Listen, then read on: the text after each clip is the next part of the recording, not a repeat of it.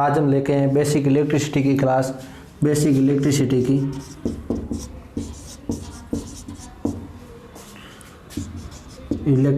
की क्लास लेके आए हैं, जिसमें आपको मैं बताऊंगा कि आपके पदार्थ क्या होते हैं, अणु क्या होता है, परमाणु क्या होता है, और परमाणु में 3 भाग होते हैं, तत्व, यौगिक, मिश्रण। इसके बारे में बताऊंगा। इसके बाद आगे बताऊंगा मैं आपको प्रोटॉन, इलेक्ट्रॉन, ये सब के बारे में। तो बने रहिए वीडियो के साथ और चैनल को कर दीजिए सब्सक्राइब और लास्ट तक देखना। वीडियो पसंद आ जाए तो लाइक करना और कमेंट में लिख के बताना कैसा लगा।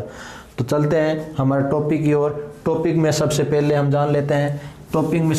जान लेते हैं परमाणुविक संरचना, मतलब एटॉमिक स्ट्रक्चर देख लेते हैं। तो सबसे पहले एटॉमिक स्ट्रक्चर में आपको पदार्थ आता है। पदार्थ क्या होता है? पदार्थ 3 प्रकार के होते हैं। सबसे पहले जान लेते हैं पदार्थ 3 प्रकार के होते हैं। वो पदार्थ होते हैं ठोस, द्रव्य, गैस। ठोस, द्रव्य, गैस पदार्थ होते हैं। ठोस, द्रव्य और गैस पदार्थों में सबसे पहले पढ़ लेते हैं ठोस पदार्थ। ठोस पदार्थ कैसे होता है? ठोस पदार्थ आपको पूरी परिभाषा याद रखने की कोई ज़रूरत नहीं है, लेकिन आपको आसानी से समझाऊंगा ट्रिक के साथ, तो आपको बहुत अच्छा समझ में आ जाएगा। तो देखना, ठोस पदार्थ क्या होता है? ठोस पदार्थ आपके जिसका आकार भी हो, आयतन भी हो और द्रव्यमान भी हो, वो पदार्थ क्या कहलाएगा? ठोस पदार्थ।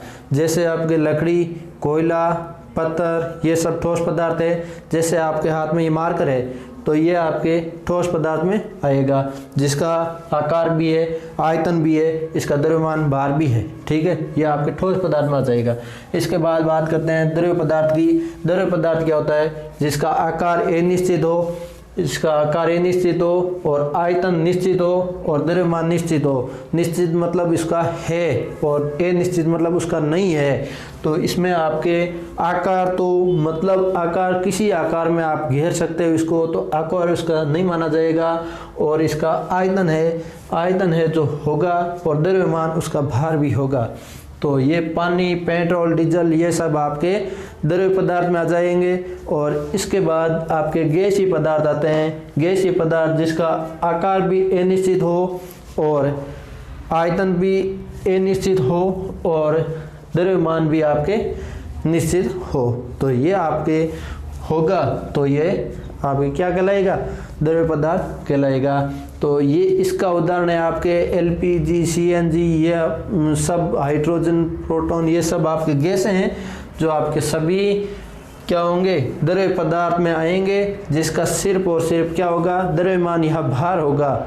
जैसे आपके गैस का सिलेंडर देखते हो तो इसका केवल भार होता है, न कि इसका आयतन होता है, न कि इसका आकार होता है। इसके बाद आगे बात करते हैं अणु की। अणु में पढ़ते हैं तो पदार्थ के छोटे से छोटे कण भौतिक रूप से स्वतंत्र होते हैं, वो आपके अणु कहलाते हैं। इसके बाद अगला टॉपिक आता है आपके परमाणु के बारे में। परमाणु का वो पदार्थ जो रासायनिक क्रिया में भाग लेते हैं और स्वतंत्र होते हैं, लेकिन भौतिक क्रिया में भाग लेते हैं और अस्वतंत्र होते हैं। मतलब इसको घूमने फिरने की स्वतंत्रता मिलती है रासायनिक क्रिया में और भौतिक क्रिया में नहीं मिलती है। और अणु में छोटा से छोटा कण, उसको केवल और केवल भौतिक रूप में स्वतंत्रता मिलती हो, वो आपके अणु कहलाएंगे। और परमाणु में आपके 3 पदार्थ होते हैं, 3 प्रकार के। वो होते हैं तत्व, यौगिक और मिश्रण। वे पदार्थ जो समान प्रकार से मिलकर बनता हो, तो वो आपके तत्व कहलाएंगे। समान प्रकार और समान पदार्थ के मिलकर बनेंगे, तो आपके क्या कहलाएंगे? तत्व। तत्वों की संख्या है वो निश्चित होती है। तत्वों की संख्या क्या होती है? तत्वों की संख्या निश्चित होती है, निश्चित संख्या होती है, निश्चित संख्या। इसकी निश्चित संख्या होती है। अब पढ़ते हैं आगे यौगिक के बारे में। जो परमाणु के 2 या 2 से अधिक पदार्थों से मिलकर बनते हैं, और 2 या 2 से अधिक पदार्थों से मिलकर बनते हैं, और इसकी संख्या निश्चित नहीं होती है। निश्चित नहीं होती है। तो आपको याद रखना है जो आपके यौगिक होते हैं उसकी संख्या निश्चित नहीं होती है। ये परमाणु के दो से या दो असमान प्रकार के पदार्थ मिलकर बनते हैं। असमान प्रकार के पदार्थ मिलकर बनते हैं। मिश्रण में क्या होता है, दो असमान प्रकार के पदार्थ मिश्रण में मिल जाते हैं। वो आपके मिश्रण दो असमान प्रकार के पदार्थ जो क्या होते हैं निश्चित होते हैं, निश्चित अनुपात में मिलते हैं। निश्चित अनुपात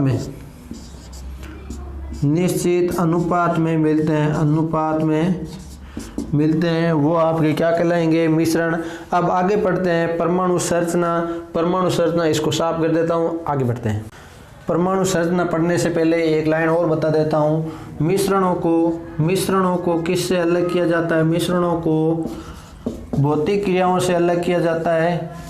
मिश्रणों को भौतिक क्रियाओं से अलग किया जाता है और आपके अलग किया जाता है। लेकिन आपको यौगिकों को रासायनिक क्रियाओं से अलग किया जाता है। अब आगे पढ़ लेते हैं परमाणु संरचना।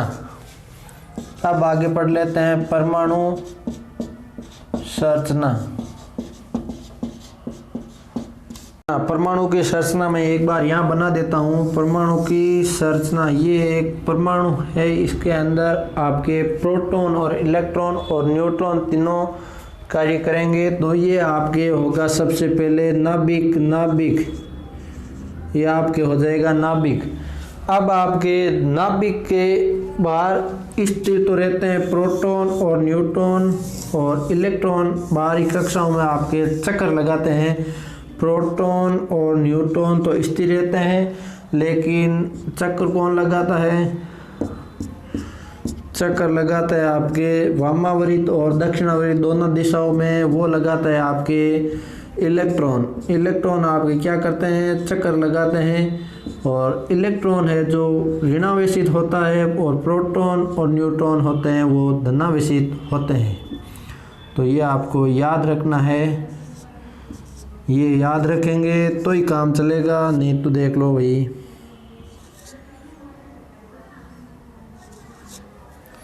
ठीक है, ये आपके प्रोटॉन और इलेक्ट्रॉनों का ये हो गया। इसका नाम लिख देता हूँ आपके नाभिक।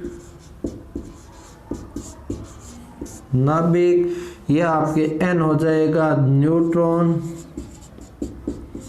न्यूट्रॉन और ये आपके P हो जाएगा प्रोटॉन। ये प्रोटॉन और इलेक्ट्रॉन और ये आपके चक्कर लगाते हैं जो हो गया आपके इलेक्ट्रॉन। अब आपको मैं समझाता हूँ कि परमाणु संरचना क्या होता है। तो देखो, आप इस चित्र के माध्यम से भी आप पता लगा सकते हो कि प्रोटॉन और इलेक्ट्रॉन जो है, प्रोटॉन तो हम याद ऐसे ही रख सकते हैं, प्रोटॉन प्लस, P पर प्लस और N पर इलेक्ट्रॉन माइनस आ जाएगा। ठीक है, तो ये इलेक्ट्रॉन हमेशा ऋणावेशित होता है। इलेक्ट्रॉन ऋणावेशित और प्रोटॉन धनावेशित। तो ये आपको याद रखना है। ये प्रोटॉन और न्यूट्रॉन है जो नाभिक में स्थिर रहते हैं, लेकिन आपके इलेक्ट्रॉन है जो आपके गति करते रहते हैं। ये था आपके परमाणु संरचना। अब हम और बता देता हूँ जो है कि आपके इलेक्ट्रॉनों का संख्या जो किस तरह से ज्ञात की जाती है वो बता देता हूँ। इसका सूत्र होता है, वो होता है आपके 2n²। जैसे आपके यहाँ इलेक्ट्रॉन, यहाँ आपके घेरों की संख्या बढ़ेगी तो उसी टाइप से आपका जो है क्या होगा वो सूत्र बता देता हूँ। 2n², मतलब नंबर ऑफ टर्न्स, घेरों की संख्या बढ़ेगी तो आपके आंसर क्या आएंगे। और आपके कुचालक क्या होता है और अर्धचालक क्या होता है, चालक क्या होता है, उसके बारे में बता देता हूँ। तो 2n स्कोर से हम समझते हैं कि सबसे पहले आपके एक आता है, एक गुणा एक, 2 गुणा 1 का स्कोर आ जाएगा आपके, आ जाएंगे 2, और 2 गुणा आपके 2 का स्कोर आ जाएगा आपके 4 2 8, और इसके बाद आ जाएगा आपके 2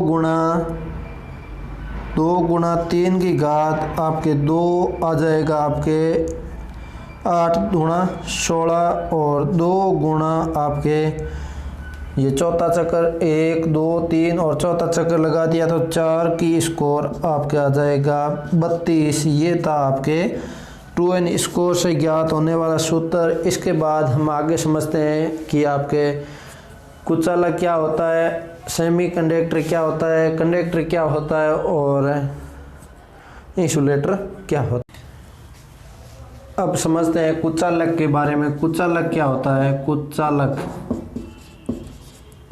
कुचालक को हम इंग्लिश में क्या बोलते हैं?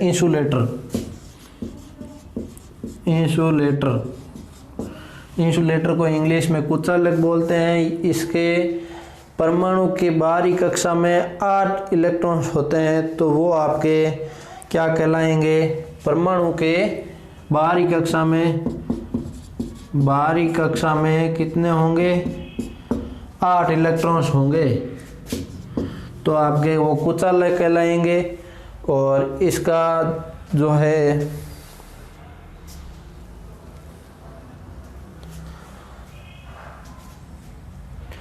क्योंकि ये आपके बंध नहीं बनाएंगे, इसका मतलब ये होता है क्योंकि ये आपके बंध नहीं बनाएंगे तो इसके बीच में ये से ये है आपके, तो इसके बीच में ये गैप रह जाएगा, तो ये आपके इंसुलेटर कहलाएगा। तो अब बता देता हूँ सेमीकंडक्टर, लेकिन इससे पहले इसको बता देता हूँ उदाहरण। जैसे उदाहरण लिख लीजिए आप। उदाहरण लिखते हो तो लकड़ी है, कोयला है, ये सब आपके लकड़ी है, पत्थर है, ये आपके आ जाएंगे उदाहरण के तौर पे कुचालक के। अब अर्धचालक की बात करते हैं। इसके परमाणु के बाहरी कक्षा में आपके कितने? 4 इलेक्ट्रॉन्स होते हैं, तो वो आपके क्या कहलाएंगे? वो आपके कहलाएंगे अर्धचालक। इसका उदाहरण ले लेते हैं। इसका उदाहरण क्या होगा? ऐसा ही मतलब सिलिकॉन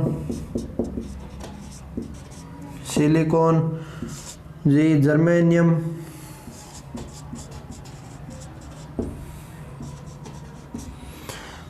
जर्मेनियम और ये आपके सिलिकॉन है, जर्मेनियम है, ये हो जाएंगे। सिलिकॉन का वैसे माने तो 14 परमाणु क्रमांक होता है, तो 14 को हम बांटते हैं तो 2 और 8 10 और आ जाएंगे आपके 4। तो इसके बाहरी कक्षा में 4 इलेक्ट्रॉन्स बंद आ गए, इसका ये लिख रखा है 4। और इसका बात करते हैं तो आ जाएंगे 32, तो 32 आ जाएगा। 32 को हम बांटते हैं तो 2 8 18 और 4 ये हो जाएंगे 32। तो इसी के बाहरी कक्षा में 4 आ गया है, तो ये आपके हो जाएंगे सेमीकंडक्टर में आपके बाहरी कक्षा में इलेक्ट्रॉन्स कितने होते हैं? 4। अब बात करते हैं आगे इलेक्ट्रॉन्स की, नहीं, इसके बाद बात करते हैं हम सुचालक की।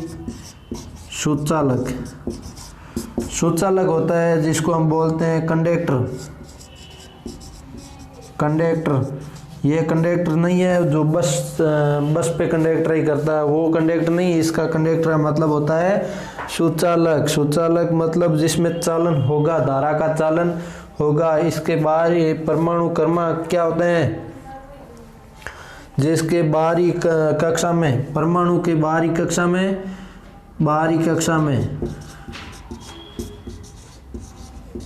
कक्षा में क्या आएंगे? 1 2 3 5 6 7 ये आएंगे, तो आपके क्या कहलाएंगे?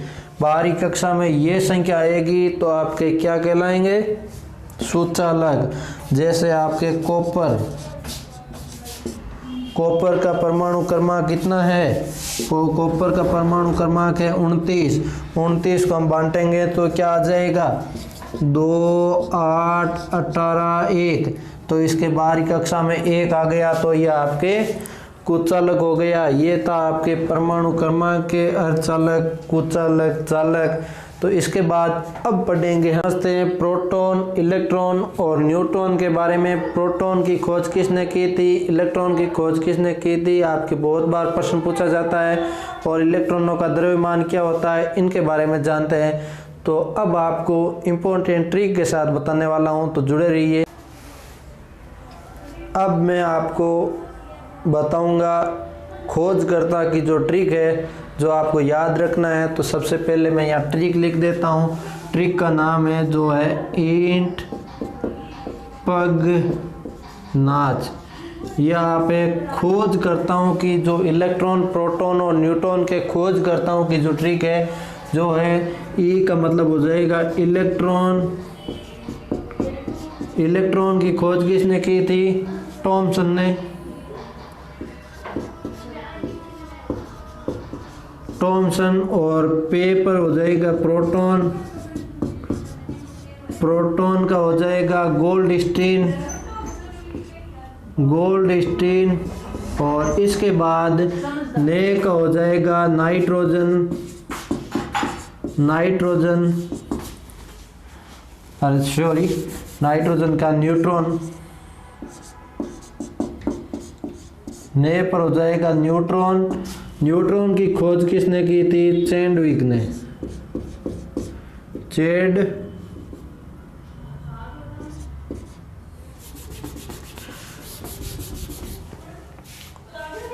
न्यूट्रॉन की खोज किसने की?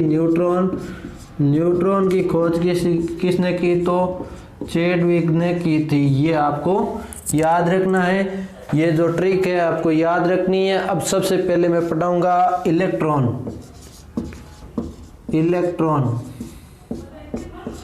इलेक्ट्रॉन में क्या होता है? इलेक्ट्रॉन का जो द्रव्यमान है वो क्या होता है? सबसे पहले इलेक्ट्रॉन का द्रव्यमान, तो इलेक्ट्रॉन को हम ऐसे लिखते हैं। ऐसे क्यों लिखते हैं? इलेक्ट्रॉन क्या है? ऋणावेशित है। ऋणावेशित, तो इसीलिए आपको ये चिन्ह लगाना जरूरी होता है इलेक्ट्रॉन के ऊपर। और इसके आगे हम बात करते हैं तो आपके आता है आवेश का मान। आवेश का मान क्या है?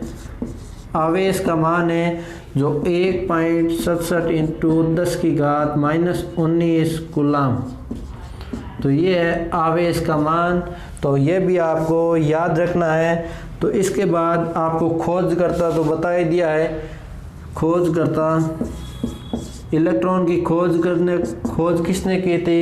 इलेक्ट्रॉन की खोज की थी जे थॉमसन। इन्होंने इनकी खोज की थी। और इसका क्या है? द्रव्यमान है जो आपको याद रखना है, बहुत इंपॉर्टेंट है। 9.1 kg, 9.1 इंटू 10 की घात -31 kg, ये आपका इसका द्रव्यमान है। और इसके बाद आगे बात करते हैं प्रोटॉन की। ये तो आ गए आपके इलेक्ट्रॉन। इसके बाद आता है प्रोटॉन। प्रोटॉन हो जाएगा आपके प्रोटॉन। ये जो प्रोटॉन P पर ये ऋणावेशित चिन्ह नहीं लगता, तो ये हो जाएगा आपके धनावेशित। ये धनावेशित हो गया। इसके बाद इसका आवेश का मान है जो आपके हो जाएगा, इसमें तो ये 1.67 लिखा था, ये हमने लिखा था माइनस में, लेकिन अभी इसका प्लस में होगा। प्लस में 1.67 इंटू 10 की घात क्या होगा? -19 कूलम। ये आपके प्रोटॉन का मान होगा। इसके बाद इसके खोजकर्ता ये आ जाएंगे, जिसमें ट्रिक में बताया हुआ है गोल्डस्टीन।